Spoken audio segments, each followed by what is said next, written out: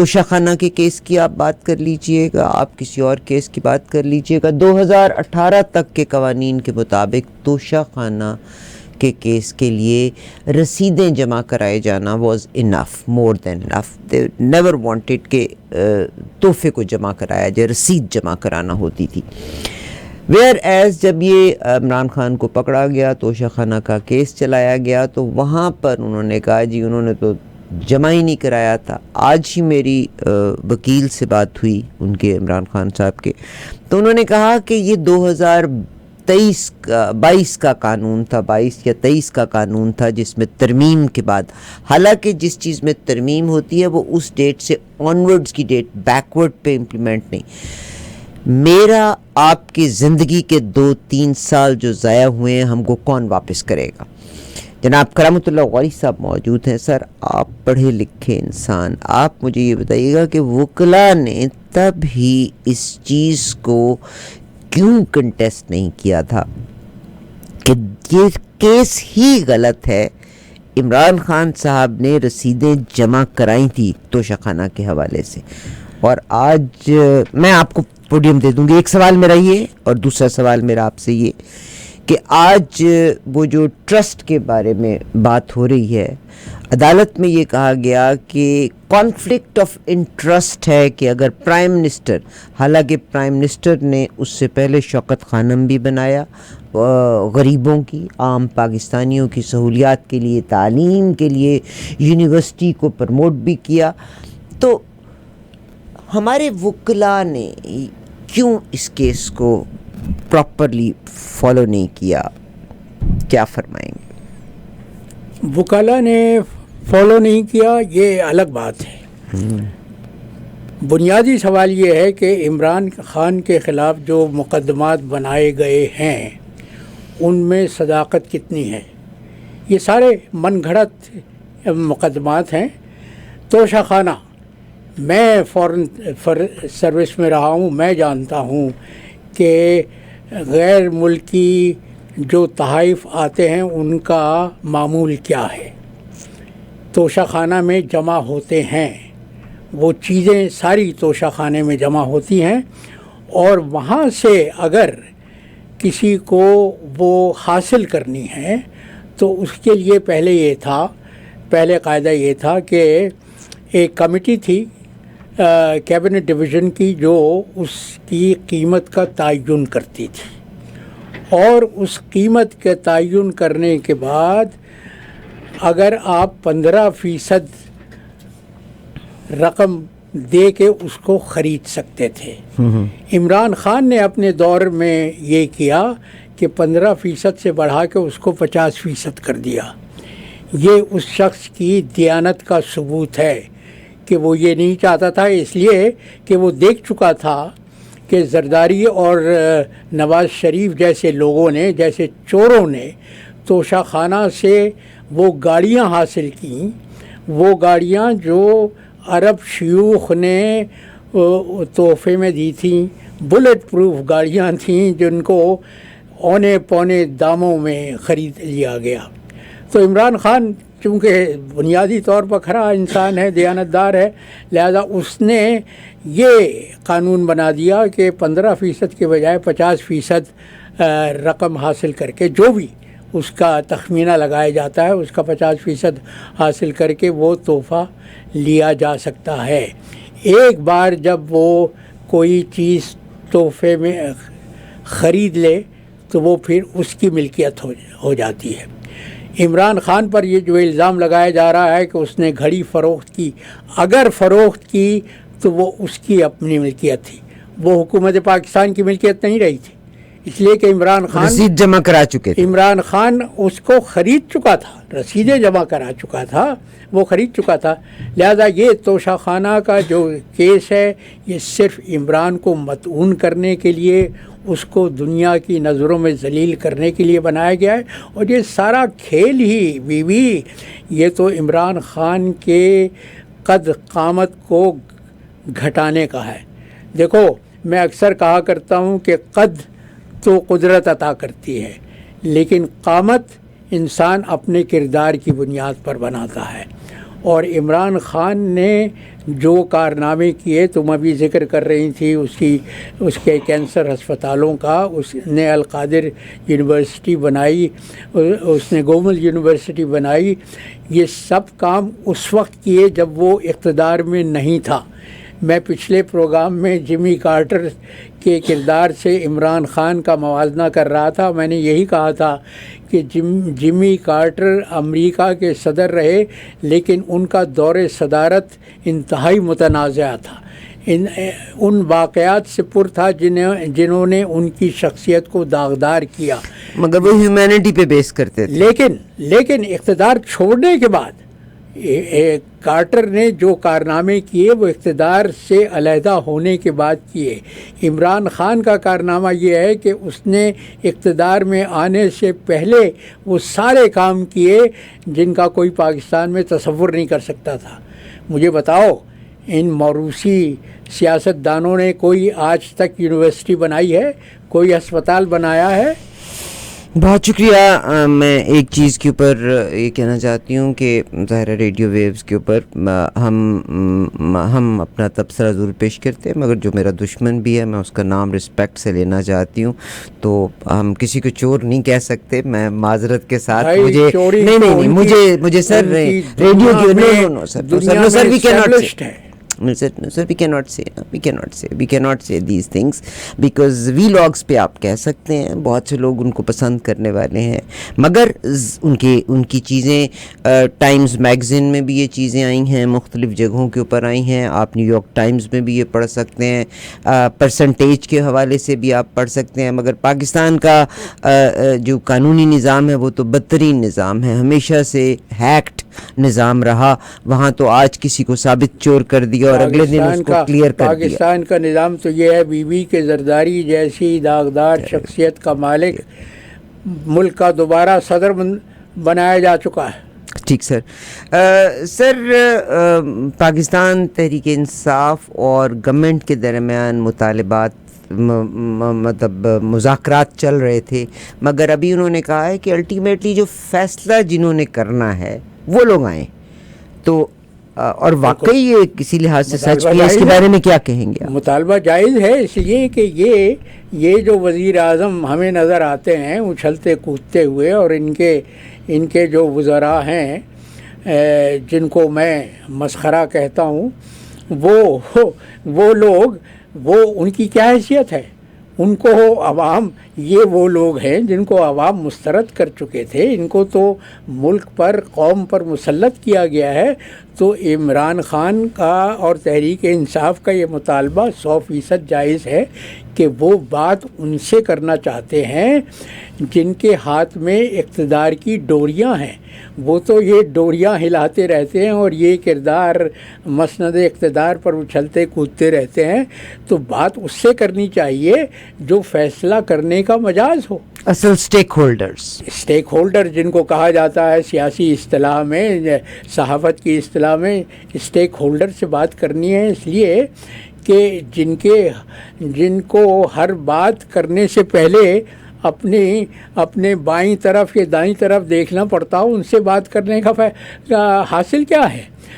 اور ان حلقوں میں جو اقتدار کے مالک و مختار بنے ہوئے ہیں پاکستان میں، جنہوں نے پاکستان کو تباہی اور بربادی کے دہانے پر لا کے کھڑا کر دیا ہے، معیشت کا یہ حال ہے کہ جو معیشت عمران خان کے دور اقتدار میں 6.1% کے اعتبار سے اس کی شرح سے نمو کر رہی تھی، ترقی کر رہی تھی، وہ آج معیشت 0 سے بھی نیچے گر چکی ہے۔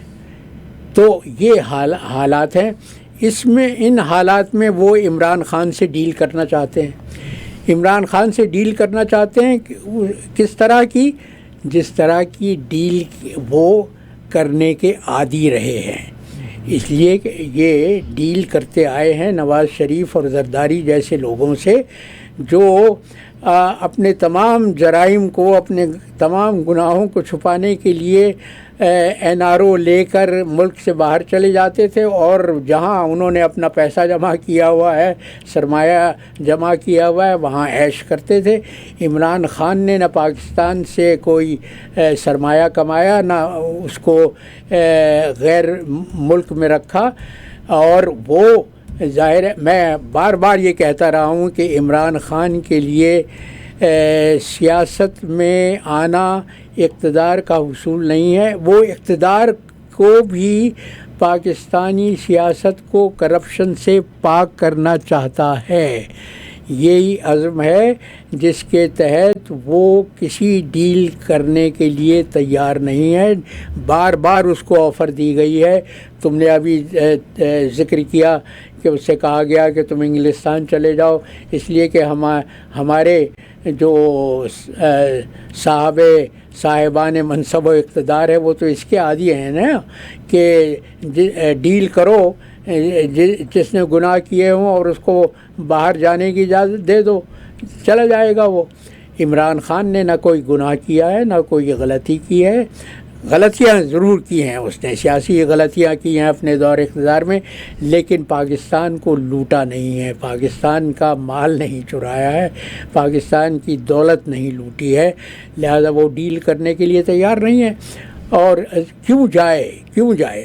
اب خوف ہمارے صاحبان اقتدار کو یہ ہے، مقتدر حلقوں کو خوف یہ ہے کہ ٹرمپ نے جس طرح کے بیانات دیے ہیں اور جس طرح کے لوگ اس کے گرد جو مشیر اس نے نامزد کیے ہیں، اور انہوں نے عمران خان کے حق میں جو بیانات دیے ہیں، اس سے ہماری عسکری قیادت ہل کے رہ گئی ہے۔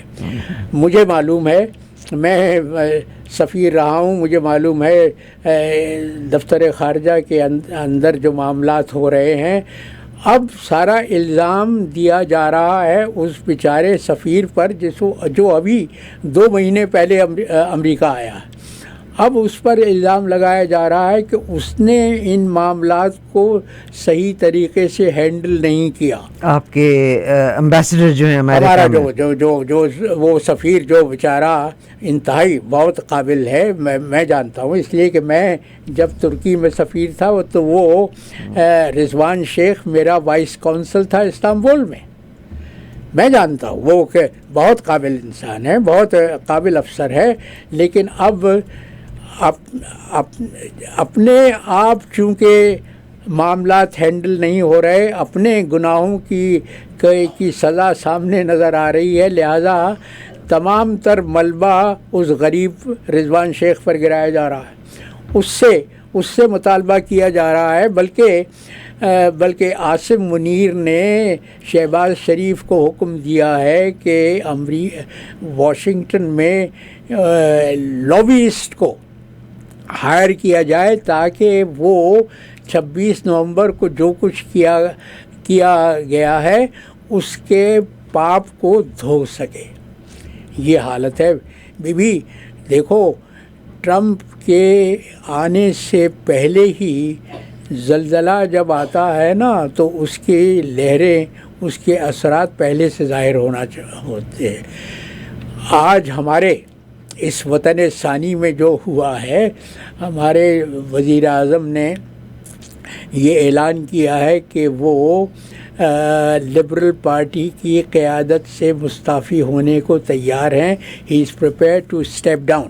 اور میں یہاں ایک بات کی وضاحت کرتا چلوں، عام تاثر یہ ہمارے لوگوں میں بہت، ابھی مجھے آنے سے پہلے کئی فون آئے، مجھ جاننا چاہتے تھے کہ وزیر اعظم ٹروڈو جو مستعفی ہو گئے ہیں۔ میں نے کہا بھائی، وزیر اعظم مستعفی نہیں ہوا، اس نے کہیں اپنے استعفے دینے کا اعلان نہیں کیا، اس نے صرف گورنر جنرل سے یہ کہا ہے کہ پارلیمان کو 24 مارچ تک پروروگ کر دیا جائے، معطل کر دیا جائے، اس لیے کہ یہ برطانوی روایت ہے، یہ برطانوی اور انہوں نے روایت. یہ لفظ بھی کہا ہے کہ اس کے بعد ووٹ آف نو کانفیڈنس ہوگا. ہو سکتا ہے نہیں، وہ لبرل پارٹی میں اپنے اندر جو انتشار ہے نا اس کو کنٹرول کرنا، اپنی صفوں میں بغاوت ہے، لہذا وہ اس کو دیکھنا چاہتے ہیں کہ یہ اونٹ کس کروٹ بیٹھ رہا ہے.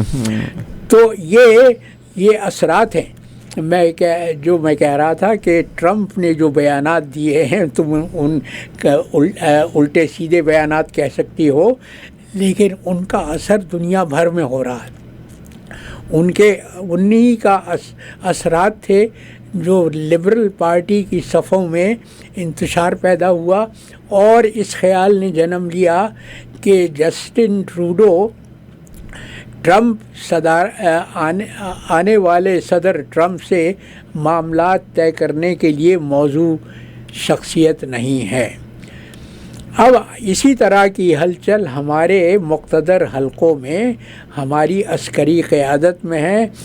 وہ پریشان ہے کہ رچرڈ گرینیل نے جو عمران خان کی حمایت میں بیانات دیے ہیں، اور بلکہ رچرڈ گرینیل کیا، امریکہ کے اسٹیٹ ڈپارٹمنٹ نے بھی اس تشویش کا اظہار کیا ہے کہ پاکستان کی فوجی عدالتوں سے جو 25 ملزمان کو سزا سنائی گئی ہے وہ غیر قانونی ہے.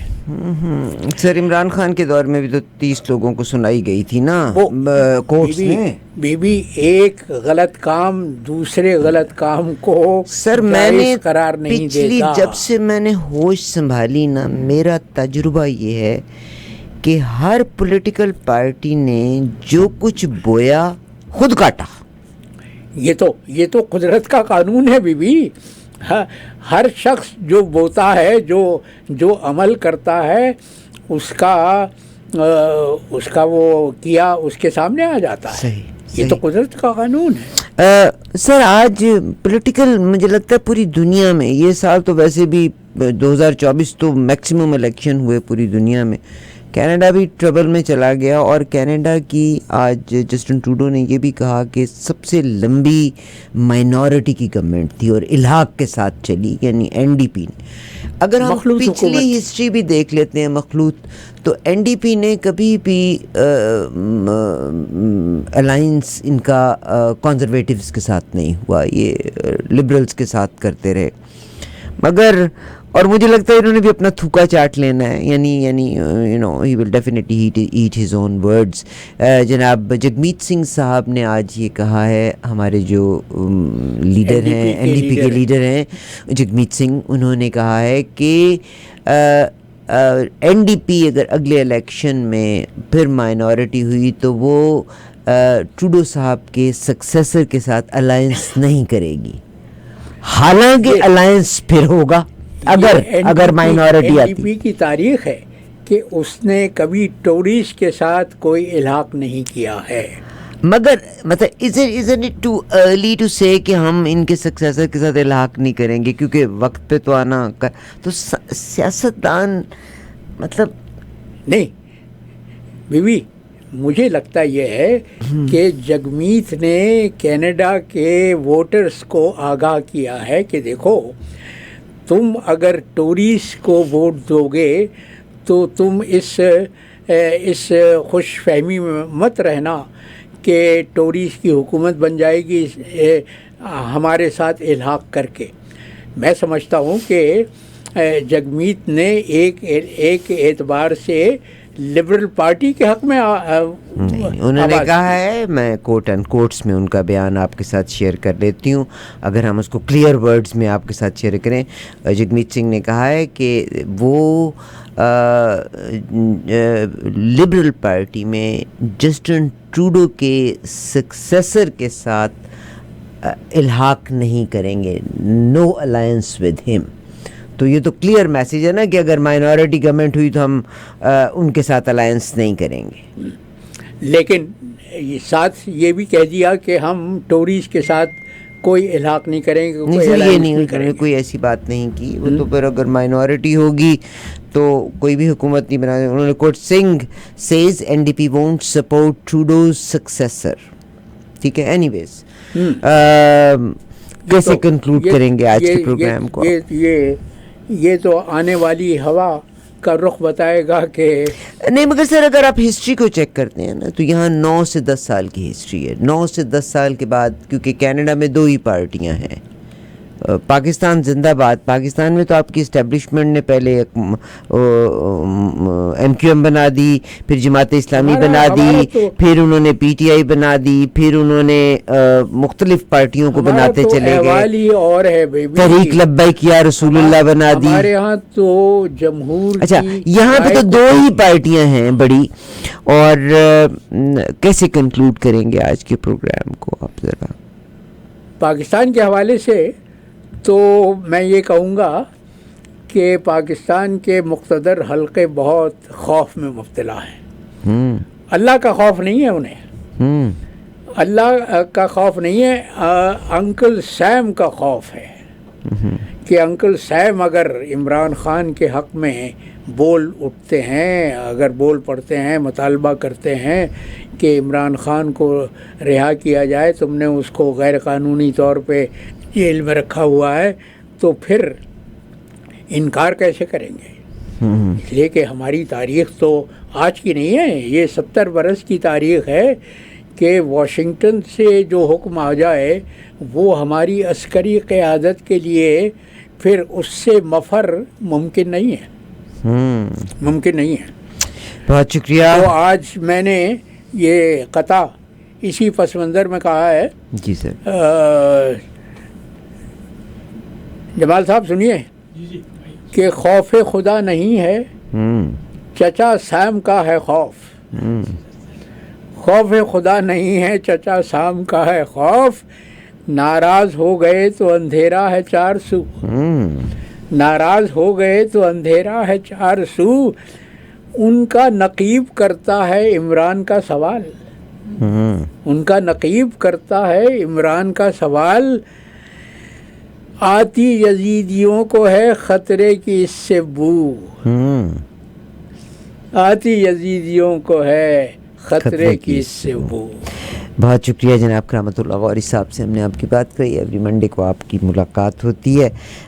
دس از آل واٹ اٹ از کہ ہم تمام کا اپنا ایک پوائنٹ آف ویو ہے and we have to respect others, مگر اس میں ہر ایک کی ایک رائے ہے اور یقیناً آپ اپنی رائے اپنے ریمارکس میں دے سکتے ہیں، ضرور دیجیے گا.